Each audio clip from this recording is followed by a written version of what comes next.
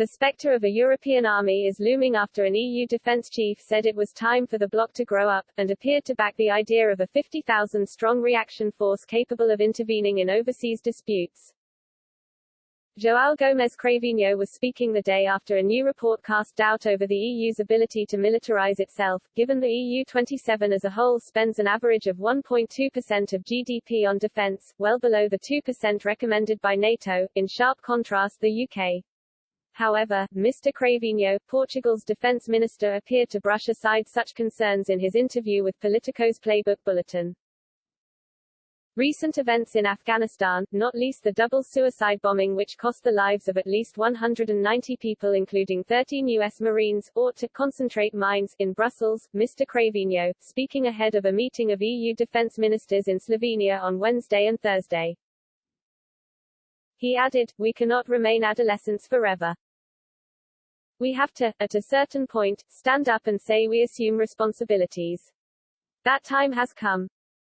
Mr. Cravinho insisted he did not use the phrase strategic autonomy, because it has become so divisive. In particular, countries in the former Soviet Union were very wary of anything which could be seen as loosening ties with both NATO and the USA, he stressed. He insisted the plan was to work, in very close cooperation with NATO with the United States. Nevertheless, he emphasized, not being dependent on others for issues that are vital interests for us, adding, "This is part of a process of building Europe." Joseph Borrell, the EU's top diplomat, has floated the idea of the EU creating what he has termed a rapid entry force of 50,000 soldiers. The proposal will certainly be discussed in Slovenia this week, Mr. Cravinho said.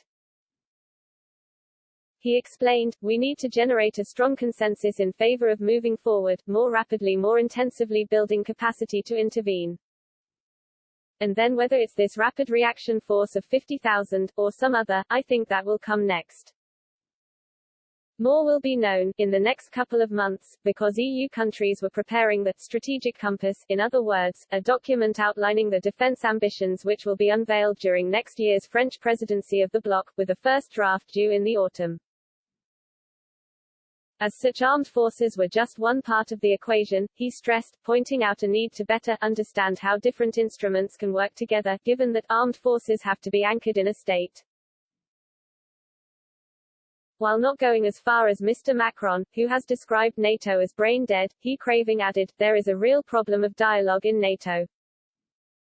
Yesterday's Facts for EU report used Eurostat figures to show the UK currently spends 2.0% of GDP on defence, one of just 3 European nations to do so, the others being Estonia 2.1% and Greece also 2%. Commenting, former Brexit Party MEP Ben Habib told Express.co.uk, "One of the reasons the West's influence has been diminishing across the globe is because for too long Europe has been spoilt by the US. Spoilt by the US putting its protective blanket around our continent."